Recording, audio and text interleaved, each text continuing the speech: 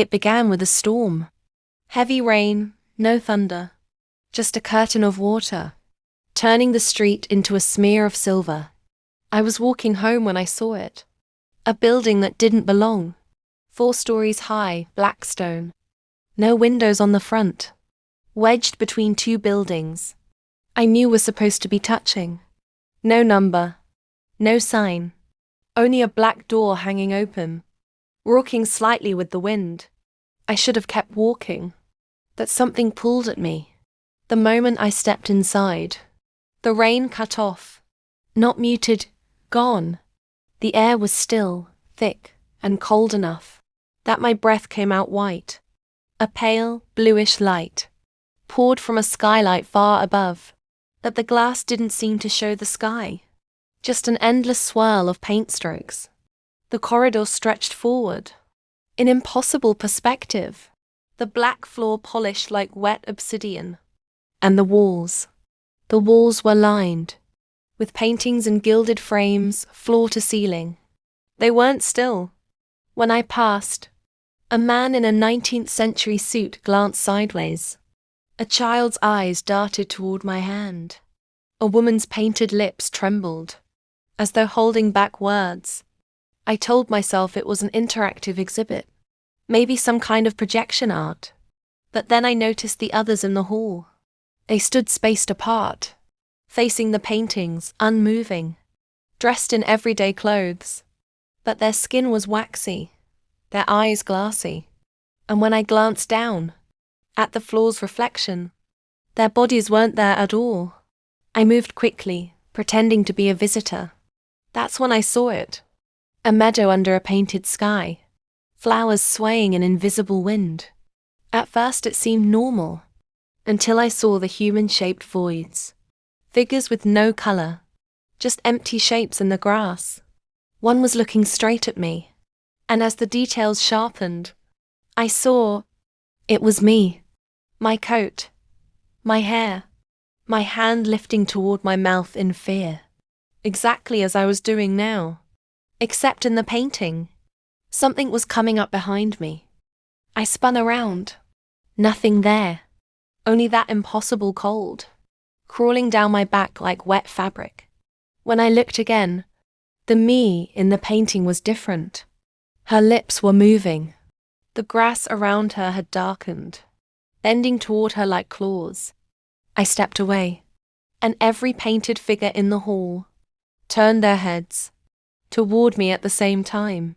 Some smiled, some frowned. All had my face. I broke into a walk, then a run. The corridor seemed to stretch, bending as though I was moving, through the inside of a spiral shell. The light from above deepened to indigo, and my footsteps made no sound. The paintings began to change as I passed. A dinner scene, where the guests had no faces. A city skyline, where every window showed someone, pressed against the glass, their hands bloody from pounding. An ocean wave frozen mid-crash, with screaming faces visible in the foam. Then I saw the meadow again, not on the wall where it had been, but behind me, massive now, its frame swallowing the corridor, like a closing mouth, and the me inside it was pounding on the glass, eyes wide in silent terror. I ran harder, and that's when I noticed. The end of the hall wasn't an exit anymore. It was another frame. This one was black, taller than a door. The canvas inside blank, except for a faint outline, an outline shaped exactly like me. I backed away, but the floor rippled, like wet paint under my shoes. It clung to me, slowing every step. The air thickened, with the sharp sting of turpentine. Then, I saw her, another me, standing in the archway to a side gallery. I swore hadn't been there before. She was smiling faintly, holding a dripping paintbrush. Her eyes were pale, unfinished, like they'd been sketched but never colored in. She didn't speak. She just turned and walked into the side room, leaving a trail of black paint across the white marble. I followed. I don't know why. The room inside was circular, lit only by candles floating in midair. Paintings covered the curved walls, every one of them showing my life.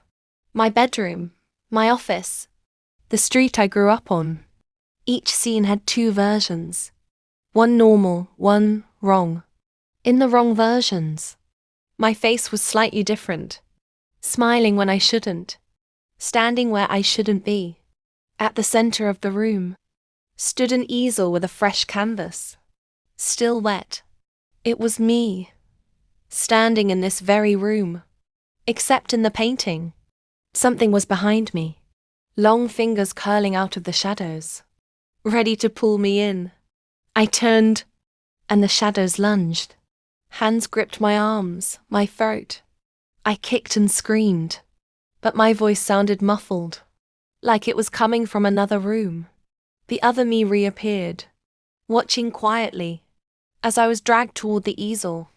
The canvas bulged outward, soft like skin, and when it touched me, it opened. I fell through into grass. The meadow, except the sky was wrong. Too close, too heavy, swirling with brushstrokes that moved like snakes. Figures surrounded me. Some were half-formed, dripping paint from their shoulders. Some were perfectly detailed, but frozen mid-scream. They pressed in, silent, their eyes black voids. I ran, stumbling over roots that hadn't been there a moment ago. In the distance, I saw an open frame hanging in the air. Through it, the gallery entrance, door wide open to the rain. I sprinted, my lungs burning. Something grabbed my ankle, tearing my skin, but I kept going. I leapt through and landed on cold stone. I was in the gallery again, empty, silent. The paintings were still. The skylight was grey with daylight. I laughed, shaky, hysterical. Then I saw it. One painting, right by the exit. The meadow. Only now, there was a new figure among the shadows. Me, standing exactly as I was now. I turned to run, but the exit door was gone. Just a wall, and on it another painting. Not the meadow. My apartment, lights on, curtains open. Inside I was moving around, setting a mug on the counter, smiling. And then, I looked straight at the real me, and winked. The surface of the painting hardened. The gallery lights went out, and I understood. I hadn't escaped. I was just in another frame, waiting for the next visitor to take my place.